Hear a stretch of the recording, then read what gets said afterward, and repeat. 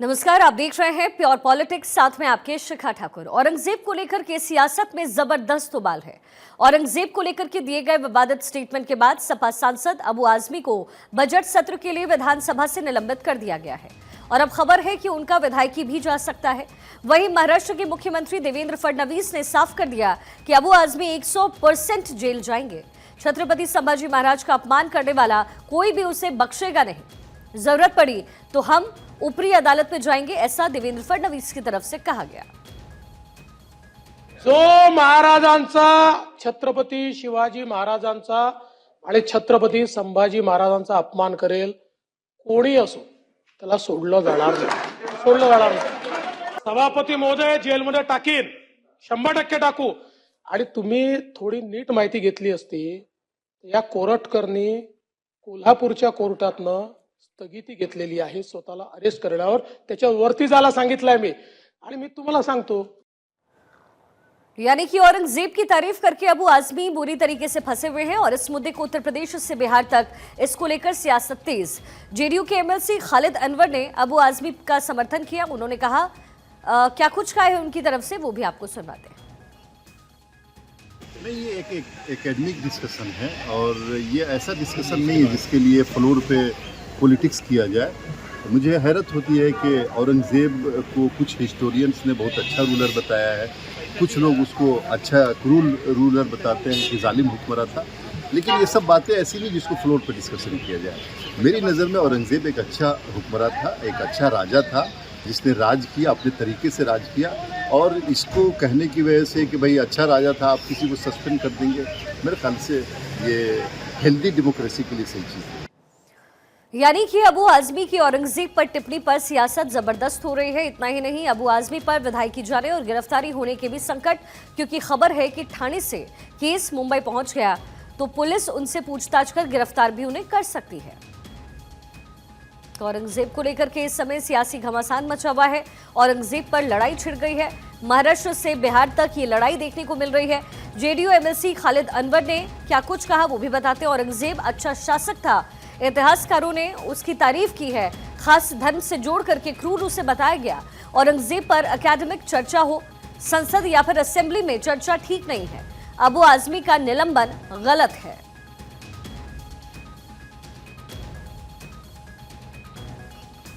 औरंगजेब पर इस समय लड़ाई छिड़ी हुई है। महाराष्ट्र से बिहार तक संग्राम है। औरंगजेब अच्छा शासक था, ऐसा कहा गया। अबू आजमी ने भी संसद के अंदर, विधानसभा के अंदर, माफ कीजिएगा, खूब तारीफ की, जिसके बाद इस पूरे मामले को सदन में उठाया गया। औरंगजेब पर लड़ाई भी है। महाराष्ट्र से बिहार तक ये लड़ाई इस समय नजर आ रही है। जोरदार प्रदर्शन किए जा रहे हैं अबू आजमी के खिलाफ। वहीं जेडीयू एमएलसी खालिद अनवर ने भी अबू आजमी के बयान का समर्थन किया है। उन्होंने कहा कि इतिहासकारों ने भी औरंगजेब की तारीफ की है। वहीं दूसरी तरफ महाराष्ट्र के सीएम देवेंद्र फडणवीस कह रहे हैं कि हम उनकी विधायकी भी लेकर के ही रहेंगे और इसके लिए हम कोर्ट का दरवाजा भी खटखटाएंगे अगर जरूरत पड़ी तो।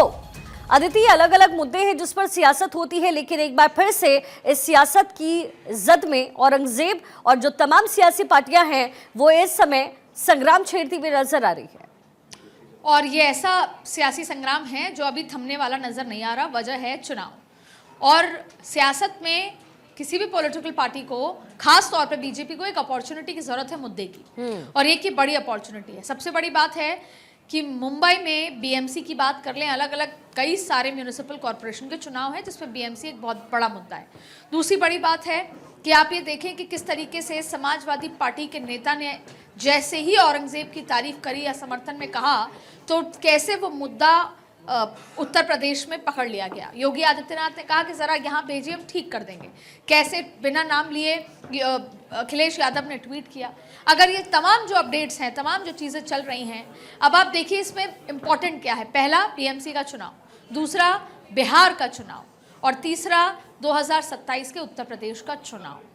और जब ये तब हो रहा है जब देश की सियासत में हाल ही में जितने भी चुनाव हुए, खुद महाराष्ट्र का ही आप उदाहरण ले लीजिए, जहां पर बटोगे तो कटोगे जैसा जिक्र आया, और पूरा चुनाव बटोगे तो कटोगे के इर्द गिर्द, एक है तो सेफ है के इर्द गिर्द चला था। ऐसे में इस तरह का बयान ये अपने आप में ये दर्शाता है कि देश की राजनीति और वोटर का मन किस तरीके से टटोला जाए। और फिर बिहार में भी मुस्लिम समुदाय की बात कर लें, हिंदू समुदाय की बात कर लें, देखिए भारतीय जनता पार्टी की सबसे बड़ी चुनौती जो है वो यही है कि वो यही चाहती है कि ये चुनाव जहां पर भी हो वहां इस तरह से पोलराइजेशन हो। जैसे ही वो चुनाव जातीय बढ़ता है, भारतीय जनता पार्टी के लिए जाहिर तौर पे एक दिक्कत होती है। बैठे बिठाए इस बयान से भारतीय जनता पार्टी को एज मिली। ये बात अलग है कि अगर बिहार का जिक्र करें तो वहां पर जेडीयू के एमएलसी ने समर्थन किया तो जेडीयू के विधायक ने उनको पार्टी से निष्कासित कर देने की बात कर दी। अभी कई और बड़े दिग्गज चेहरे जो हैं वो इस पे चुप्पी बनाए बैठे हैं, लेकिन आने वाले समय में ये सियासत रुकने वाली नहीं है। ये सियासत और ज्यादा औरंगजेब पर तेज होगी। जी शिखा। लेकिन अदिति, औरंगजेब को लेकर के अलग अलग बातें हमेशा होती रही है। इतिहासकार कुछ ऐसा भी बताते रहे कि औरंगजेब ने बहुत सारी मंदिरें बनाई दी। अब जाहिर है यहाँ पर तो सीधी सी बात है कि वोट पोलराइज करने के लिए अगर पॉलिटिक्स होती है, सच क्या है इसके तय तक जाने के लिए भी बीजेपी पहले भी रिसर्च कर चुकी है और अलग अलग जो मुद्दे हैं वो पेश किए गए। औरंगजेब से जुड़े हुए कई सारे वाक्य पेश किए गए हैं। लेकिन अब आने वाले दिनों में बिहार चुनाव को लेकर के क्या असर पड़ता हुआ नजर आ रहा है? देखिए सियासत तेज होगी। जाहिर तौर पे भारतीय जनता पार्टी बिहार के चुनाव में भी भले ही नीतीश कुमार के चेहरे से उतर रही है। अच्छा, आपने ये कहा कि औरंगजेब पर सियासत कोई आज नई बात तो है नहीं, होती आई है। और आप देखें कि आजकल कोई भी फिक्शन मूवी नहीं बनती, रियल स्टोरी बनती है, रियल कहानी किस्सों पर बनती है, जिस पे बीजेपी हमेशा ये कहती है कि इतिहासकार जब किताबें बनी, जब यूपीए का समय था या कांग्रेस का समय था, तो किताबों में से भगत सिंह की बात कर लें, जो हिंदू सम्राट थे उनका तो किस्से गायब हैं। केवल औरंगजेब, अकबर, इन सबके किस्से एनसीईआरटी की किताबों में रहे थे। आरएसएस हमेशा इस बात पे जोर देता है कि हमको एक बार फिर जो हिंदू सम्राट हैं उन योद्धाओं के बारे में कहानी किस्से बताने होंगे जिससे हमारी जनरेशन उसे पढ़े। अब इसको दूसरी तरीके से देखा जा रहा है। फिल्मों का शौक 140 करोड़ लोगों में है। ऐसे में जब पिक्चर फिल्माई जाती है, आप देखिए 370 किस तरीके से इम्पैक्ट हुआ, वो फिल्म आई। उससे पहले भी तमाम तरीके की आप देखिए पुलवामा पर पिक्चर आई। लोग राष्ट्र जो भावना थी राष्ट्र की उससे ओतप्रोत हुए। ठीक वैसे ही अभी आप देखिए छवा मूवी आई। छवा में भी किस तरीके से जो औरंगजेब का किरदार दिखाया गया, जाहिर तौर पे लोगों के मन मस्तिष्क पे इसका इम्पैक्ट होता है और उसी के बाद ये सियासत छिड़ी है। कहीं ना कहीं आज के जो युवा हैं उनको ये बताने की कोशिश है कि हिंदू सम्राट कितने ताकतवर थे या कितने अपनी शक्ति के साथ, दृढ़ता के साथ कैसे उन्होंने आगे जो मुगल शासकों को हराया था, मुगल शासकों को तमाम तरीके की बातें, और ये भी बताया कि कितनी क्रूरता के साथ। तो जाहिर तौर पे ये एक सियासी मुद्दा है और सियासत से ज़्यादा ये वोट बैंक का मुद्दा है। जब वो वोटर और भारतीय जनता पार्टी, आपने कहा बिहार चुनाव में भले ही नीतीश कुमार के चेहरे के साथ, नीतीश कुमार ने अभी इस मुद्दे पर चुप्पी साधी हुई है, नीतीश कुमार के चेहरे पर जा रहे हैं, लेकिन भारतीय जनता पार्टी सबसे बड़ी पार्टी बन के बिहार में एक बार फिर उभरना चाहती है। सीएम किसको बना, और सबसे बड़ी पार्टी उभरने के लिए जो श्योर शॉट रास्ता है वो यही है कि वोटर हिंदू और मुस्लिम में पोलराइज हो जाए। इसलिए बैठे बिठाए भारतीय जनता पार्टी के लिए एक बहुत बड़ा मुद्दा है। और हम भले ही कहें कि जेडीयू अलायंस में है, जेडीयू के एमएलसी ने कुछ भी कहा हो, लेकिन ये भी भारतीय जनता पार्टी के लिए अपॉर्चुनिटी है, क्योंकि अंततः जितनी ज्यादा सीटों के साथ भारतीय जनता पार्टी आएगी उसके पास सरकार चलाने का कंट्रोल उतना ही ज्यादा होगा। चाहे दिल्ली के चुनाव हो, वक्फ बोर्ड के इर्द गिर्द ये चुनाव रहा, और आपने देखा कि जैसे इमरान मसूद भी इस मसले में उतरे। इमरान मसूद कौन है? इमरान मसूद स्क्रीनिंग कमेटी के सदस्य थे दिल्ली चुनाव में। इमरान मसूद का जिक्र कर लें, साथ में काजी निजामुद्दीन का जिक्र कर लें, दानिश अबरार का जिक्र कर लें। ये तमाम वो लोग हैं जो दिल्ली चुनाव में कमेटी में थे और इसीलिए थे कि कांग्रेस भी चाहती थी कि अगर बीजेपी पोलराइज करती है तो हम भी पोलराइज करें और मुस्लिम वोट बैंक पोलराइज करके कांग्रेस के खाते में आए। तो जब देश की राजनीति ही इसके इर्द गिर्द है, ऐसे में ये सीधा सीधा भारतीय जनता पार्टी के लिए एक अपॉर्चुनिटी है। जेडीयू जो कहती है कहे, ऐसे में वो वोट जो इसकी मानसिकता हिंदुत्व वाली है वो अगर आज जेडीयू के पास है और जेडीयू के एमएलसी इस तरह के बयान देंगे तो वो छिटक के बीजेपी के पास आएगा और बीजेपी ज्यादा बड़ी पार्टी बन के उभरेगी। तो ये सीधा सीधा बैठे बिठाए भारतीय जनता पार्टी के लिए अपॉर्चुनिटी है। और इससे बिहार में कितना फायदा होता हुआ नजर आता है? अगर औरंगजेब पर राजनीति हुई तो बिहार में किस तरीके से समीकरण बीजेपी सेट कर पाएगी? देखिए, अब इस मुद्दे पर चर्चा होगी, डिबेट होगी, घर घर जाया जाएगा और फिर इस तरह की लाइन एंड लेंथ पर चुनाव प्रचार होगा कि बटोगे तो कटोगे। फिर एक बार ये जिक्र होगा कि एक है तो सेफ है। अब ये देखना होगा कि बिहार की जनता के बीच में इन सारे नैरेटिव को लेकर भारतीय जनता पार्टी कैसे उतरती है। तो भारतीय जनता पार्टी के लिए ये सीधा सीधा अपॉर्चुनिटी है। मैं बार बार इसलिए कह रही हूं कि भले ही जेडीयू के साथ वो चुनाव में उतरेगी। एक और खास बात, कल हम भारतीय जनता पार्टी के एक शीर्ष नेतृत्व ऑफ रिकॉर्ड जब चर्चा कर रहे थे तो हमने पूछा कि कई ऐसी छोटी पार्टियां हैं बिहार की जो आपके साथ अलायंस में आना चाहती हैं एनडीए के साथ और चुनाव में उतरना चाहती हैं। तो उन्होंने कहा नहीं, हमारे पास जो है हम उसमें संतुष्ट हैं और दूसरी बात है कि अब हम इसी में सीट बंटवारा करके आगे बढ़ेंगे। तो ऐसे में कोई और नई पार्टी के साथ अलायंस होगा नहीं। भारतीय जनता पार्टी चाहती है कि वो ज्यादा सीटों पे लड़े, ज्यादा सीटों पे जीते और फिर सीएम किसको बनाना है नहीं बनाना ये हमारे कंट्रोल में होगा। और दूसरी बड़ी बात है कि भारतीय जनता पार्टी चाहे दिल्ली हो, हरियाणा हो, बिहार हो, महाराष्ट्र हो, देश के किसी भी कोने में अगर बीजेपी की सीटें आती हैं तो उसमें सबसे बड़ा जो वेव है वो हिंदू फैक्टर की है और वो इस बयान के माध्यम से भारतीय जनता पार्टी स्टैब्लिश कर सकती है। इसलिए अपॉर्चुनिटी ही सही, भाजपा के लिए पेवमेंट तैयार हो गया इस बयान के साथ और बीजेपी इस बयान पर आगे आने वाले समय में अलग अलग तरीके से खेलेगी। कांग्रेस भले ही चुप्पी साधी हुई है, उन्होंने महाराष्ट्र में उनको अबू के साथ कोई समर्थन नहीं देने का दिया है, लेकिन जाहिर तौर पे क्योंकि वो इंडिया गठबंधन और अखिलेश यादव और राहुल गांधी को जोड़ के देखा जाता है तो ये कांग्रेस के लिए एक और बड़ी मुश्किल है। अब ये देखना होगा कि राहुल गांधी कैसे पोलराइजेशन पर जाते हैं, ये देखना होगा कि लालू प्रसाद यादव इसको कैसे स्ट्रेटेजाइज करते हैं और जीतते हैं, क्योंकि लालू प्रसाद का एक बड़ा वोट बैंक मुस्लिम समुदाय है। तो ये बहुत इंटरेस्टिंग हो गया है, लेकिन एज के मामले में ये बीजेपी को सपोर्ट करता है। बड़ी संख्या में जब जाति पर चुनाव होता है तो दिक्कत होती है, क्योंकि जो सबसे पिछड़ी जाति है, कई सारी ऐसी जातियां हैं, एससी ऐसा वोट बैंक है जो लालू के साथ जाता है। लेकिन अगर यहाँ पर हिंदू सेंटिमेंट काम कर गया तो फिर ये जातियों पर वोट नहीं डलेगा, ये धर्म पर वोट डलेगा और जब जब धर्म पर वोट डला है भारतीय जनता पार्टी को किसी भी चुनाव में एज मिली। अदिति, बिहार एक ऐसा राज्य है जहां पर हमेशा मंडल कमंडल की राजनीति होती रही है और जात पर बात होती रही है, लेकिन क्या लगता है कि बीजेपी अगर इस हिंदुत्व के मुद्दे को सेंटर में लेकर के आती है तो जैसा उन्हें उत्तर प्रदेश या फिर अलग अलग राज्यों में, महाराष्ट्र में भी जिस तरीके का चुनावी फायदा हुआ, बीजेपी बिहार में भी अपनी जगह बना पाएगी? देखिए, जाहिर तौर पे बीजेपी बिहार में अपनी जगह बनाने के लिए पूरी स्ट्रैटेजी तैयार कर चुकी है। फिर वो आप देखें कि वो मैन टू मैन मार्किंग हो, माइक्रो मैनेजमेंट हो। देखिए, एक्सट्रीमली बैकवर्ड क्लास और बैकवर्ड क्लास नीतीश कुमार के साथ है और यही मजबूरी है कि नीतीश कुमार बीजेपी के साथ है और नीतीश कुमार की मजबूरी है कि वो बीजेपी को अपने साथ, चाहे वो फाइनेंशियल की बात कर लें या एक सपोर्ट के लिए। लेकिन भारतीय जनता पार्टी अपना खुद का एक वोट बैंक ज़मीन बिहार में रखना चाहती है। उसके लिए चाहे फिर जेडीयू के भी कुछ वोट बैंक खिसक कर आता है या जाहिर तौर पे कोशिश होगी कि कांग्रेस और आरजेडी का वोट बैंक चिटक कर आए, इसीलिए मांझी साथ हैं, इसीलिए चिराग पासवान साथ हैं।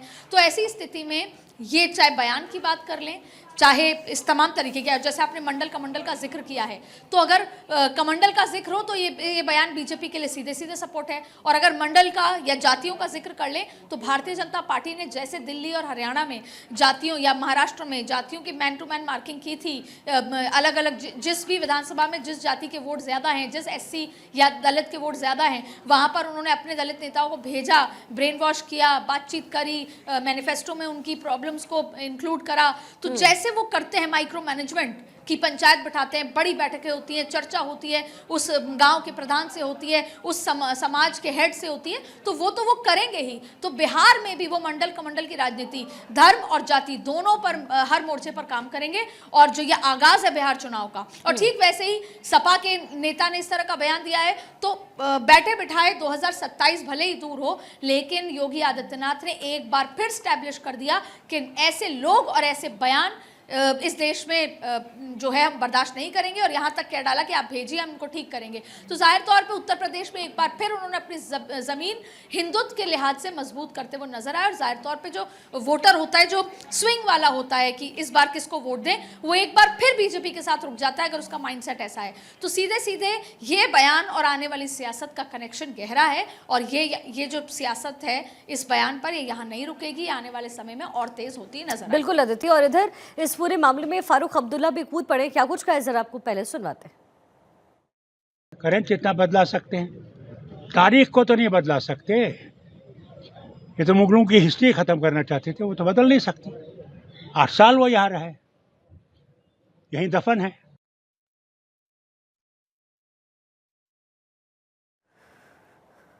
तो फारूक अब्दुल्ला की तरफ से भी रिएक्शंस दिए जा रहे हैं और इस समय इस पूरे मुद्दे को लेकर के राजनीति गर्म हो चुकी है।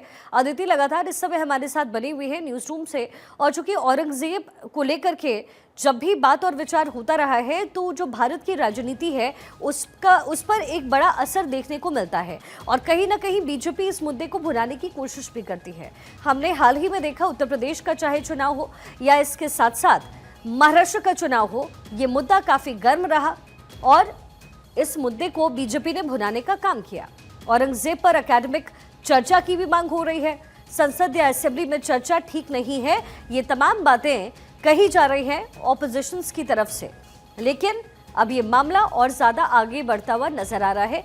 लेकिन जैसा कि अदिति ने पहले भी बताया कि बिहार में चुनावी समीकरण सेट हो रहा है, तो क्या औरंगजेब पर ये जो टीका टिप्पणी हो रही है इसका सीधा सीधा असर उस पार्टी को मिलेगा जो सनातन को आगे लेकर के चलती है?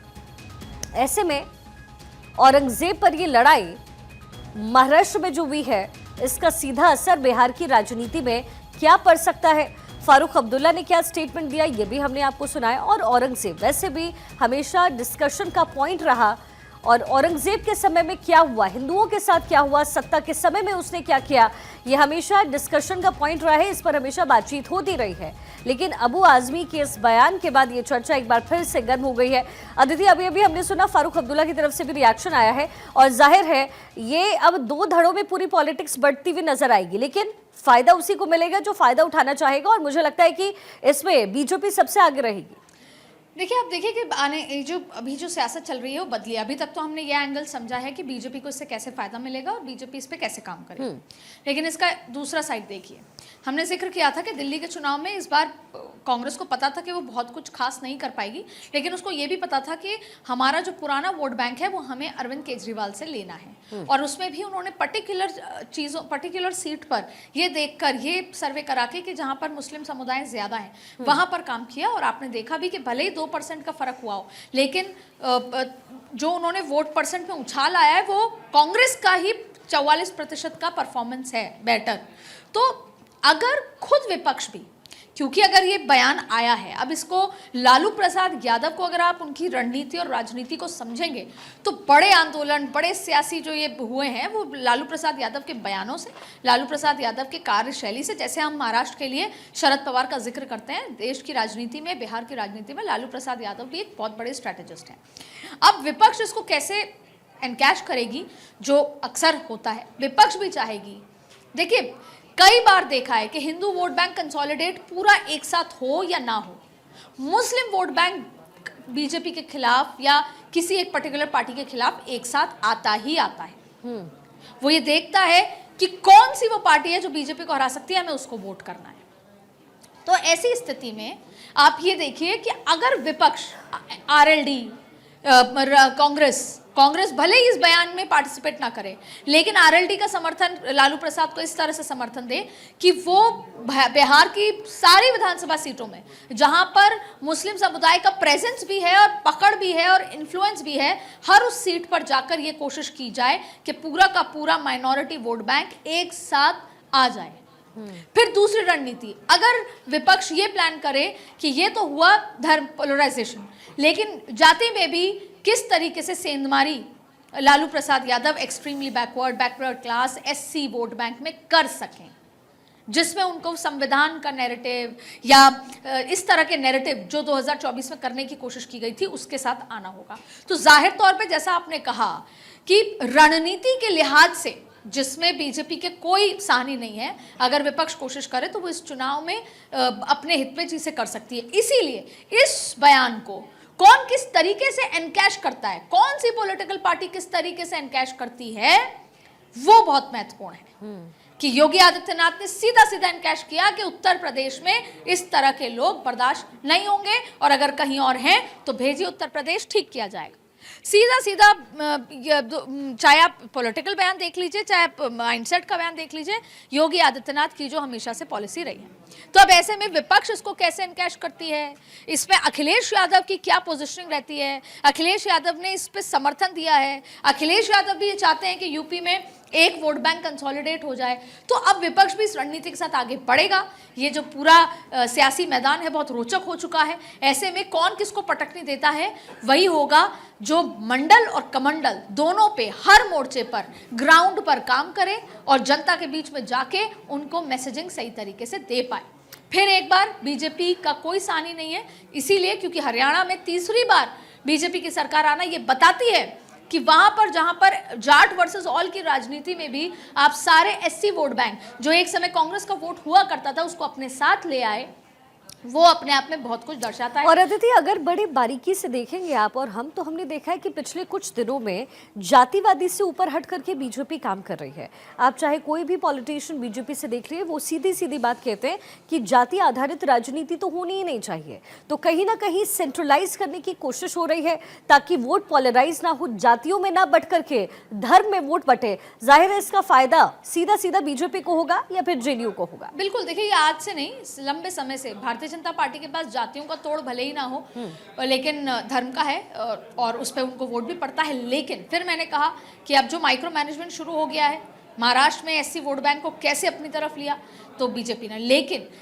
अब क्योंकि जातियों का तोड़ क्या है, तो जातियों का तोड़ है लाभार्थी वोट बैंक, जातियों का तोड़ है महिला वोट बैंक। जब आप देश की 140 करोड़ की जनता और जितने वोटर हैं उसकी आधी आबादी को आप अपनी तरफ लेकर जीत दर्ज करा रहे हैं, देश की महिलाओं को एक बड़ा मैसेज दे रहे हैं, दिल्ली में महिला मुख्यमंत्री बना रहे हैं, 27 साल बाद 33% आरक्षण महिलाओं के लिए ला रहे हैं, प्रधानमंत्री लगातार ये देख रहे हैं कि महिला है सीधा सीधा वोट करती हैं। बिहार में भी अगर सारी की सारी महिलाएं, आप देखिए शराबबंदी हुई तो एक तरफा नीतीश कुमार को वोट दिया गया महिलाओं द्वारा।